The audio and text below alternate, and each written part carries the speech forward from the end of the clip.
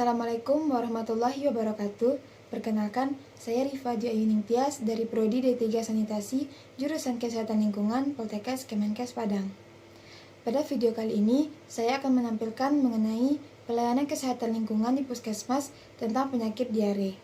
Pelayanan kesehatan lingkungan adalah kegiatan atau serangkaian kegiatan yang ditujukan untuk mewujudkan kualitas lingkungan yang sehat, baik secara fisik, kimia, biologi, ataupun secara sosial guna untuk mencegah penyakit dan atau gangguan kesehatan yang diakibatkan oleh faktor lingkungan.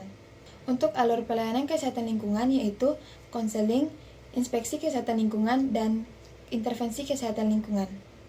Konseling adalah hubungan komunikasi antara tenaga kesehatan lingkungan dengan pasien yang bertujuan untuk memecahkan masalah kesehatan lingkungan yang sedang dihadapi. Nah, ada 6 langkah dalam melaksanakan konseling, yaitu SA, salam dan santun, T, tanyakan, TU, bantu, J, jelaskan, dan U, ulangi.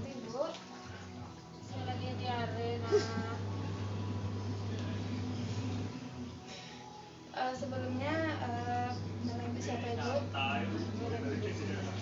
Siapa nama Ibu?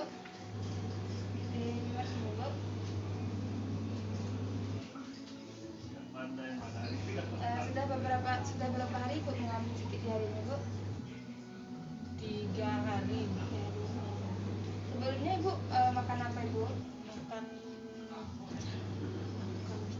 sal kalau nggak salah, pedas. Jangan pedas ya Bu.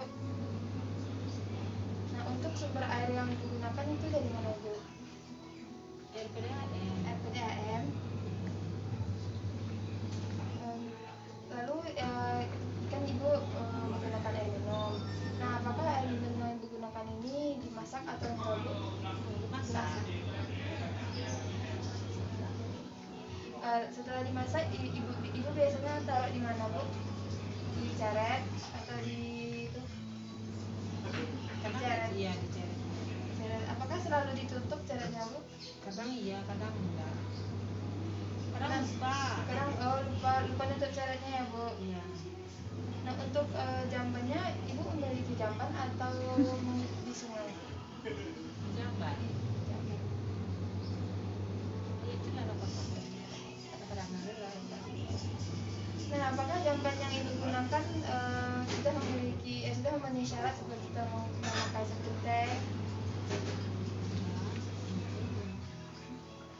Nah, untuk CTPS, Ibu biasanya setelah buang air besar itu melakukan cuci tangan ya Bu?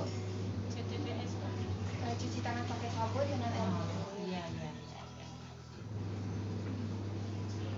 Nah, untuk dari hasil wawancara yang sudah kita lakukan, hipotesis sementara mengenai penyebab Ibu mengalami sakit diare ini adalah karena kurangnya personal hygiene atau kesalahan diri sendiri kita, seperti kurang mencuci tangan pakai sabun, jarang membersihkan bak mandi kita. Lalu untuk makanan, sebaiknya jika Ibu yang tidak tahan oleh makanan yang pedas, itu sebaiknya dihindari dulu ya Bu. Untuk langkah selanjutnya saya akan melakukan inspeksi ke rumah Ibu. Saya akan melakukannya besok Bu. Terima kasih atas waktunya Ibu. Sampai bertemu di esok hari. Nah, dari wawancara yang sudah dilakukan bersama pasien, penyebab pasien terkena penyakit diare adalah perilaku yang kurang sehat atau kurang hygiene, tidak melakukan CTPS, dan tidak menguras bak mandi. Nah, langkah selanjutnya yang dilakukan adalah melakukan inspeksi ke rumah pasien yang terkena penyakit diare sesuai dengan kesepakatan yang telah dibuat terlebih dahulu, di mana petugas sanitarian akan melakukan pengawasan dan pemeriksaan terhadap media lingkungan sekitaran rumah pasien. Inspeksi adalah kegiatan pemeriksaan atau pengamatan secara langsung terhadap media lingkungan berdasarkan dalam rangka pengawasan berdasarkan standar, norma, dan baku mutu yang berlaku untuk meningkatkan kualitas lingkungan yang sehat. Inspeksi dilakukan berdasarkan hasil konseling terhadap pasien atau kejadian luar biasa yang berkembang atau meluasnya penyakit dan atau kejadian kesakitan akibat faktor risiko lingkungan. Assalamualaikum. Assalamualaikum. Salam. Selamat siang Ibu. Hmm. Saya dari petugas sanitarian yang kemarin yang ingin melakukan inspeksi ke rumah Ibu. Assalamualaikum.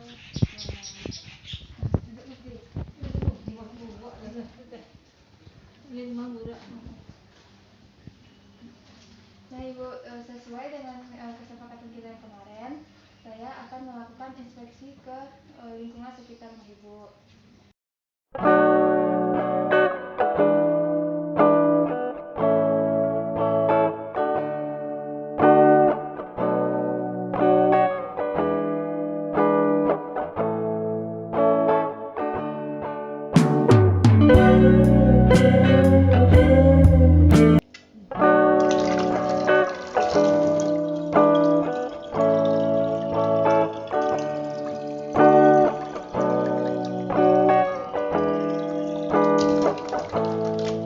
Inspeksi yang sudah saya lakukan yaitu sebaiknya Ibu hindari dulu makan makanan yang pedas karena itu juga akan menyebabkan kita sakit perut. Nah, untuk jamnya Ibu biasanya menguras bak mandi itu berapa kali sehari Bu? Sekali seminggu. Sekali seminggu. Nah, itu juga tidak kurang baik Bu, karena semakin lama kita mengurus jamban itu akan menimbulkan banyak jentik-jentik di dalam bak mandi kita. Nah, sebaiknya Ibu menguras jamban itu sekali 2 hari ya Bu. Nah, untuk CTPS-nya Ibu biasanya cuci tangan pakai sabun saat kapan Bu?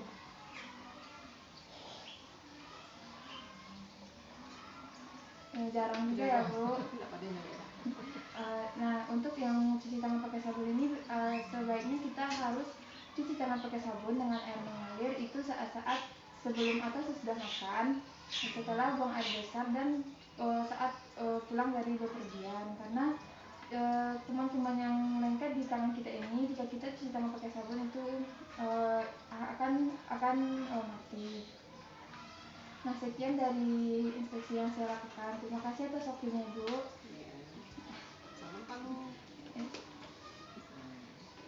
Terima kasih Bu.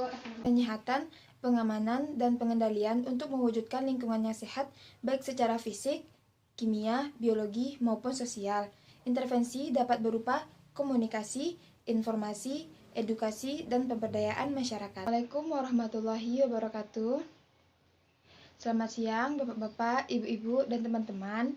Sebelumnya saya mengucapkan terima kasih telah meluangkan waktu dan kesempatannya untuk hadir dalam acara kali ini. Saya akan menjelaskan dan memberikan penyuluhan mengenai penyakit diare. Sebelumnya saya akan memperkenalkan diri.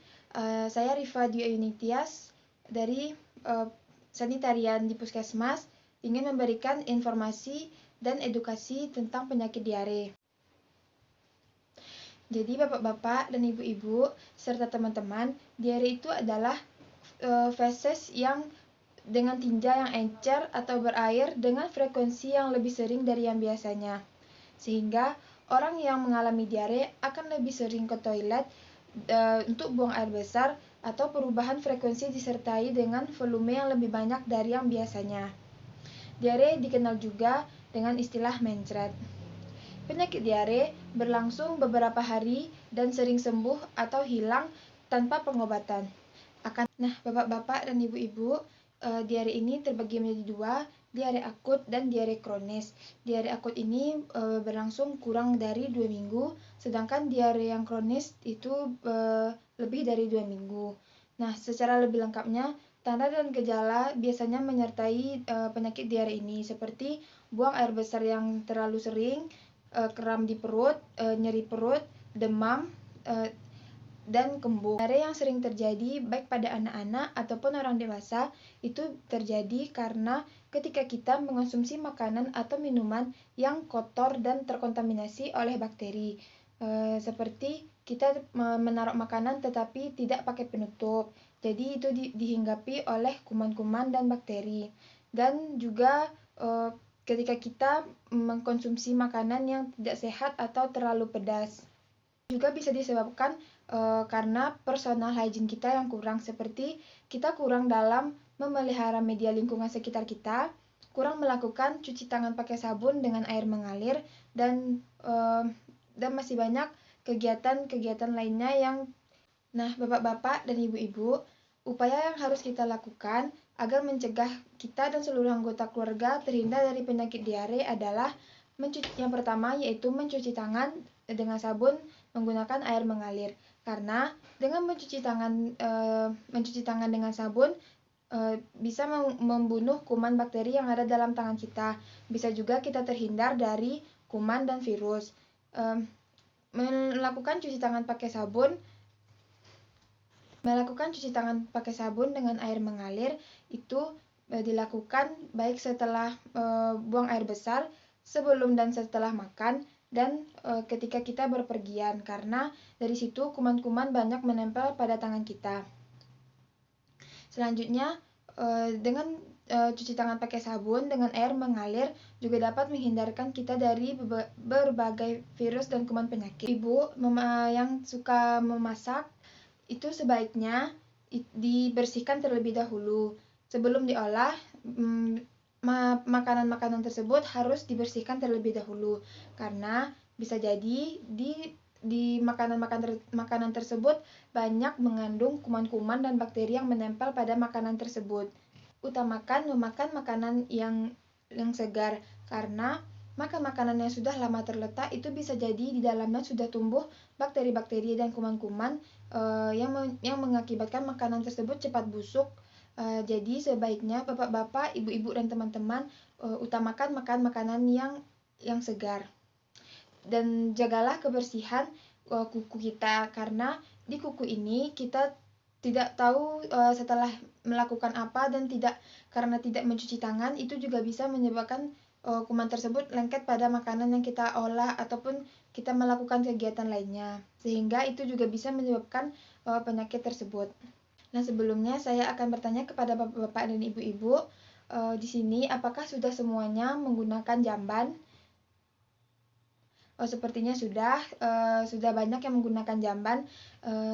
Bagi bapak-bapak atau ibu-ibu yang belum menggunakan jamban yang saniter, sebaiknya kita harus membuat jamban yang saniter, karena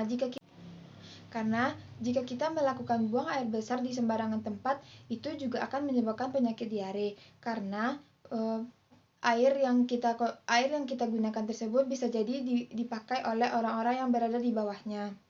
Begitu bapak-bapak dan ibu-ibu, sekianlah penyuluhan dari saya. Mohon maaf apabila ada kesalahan dan kekurangan.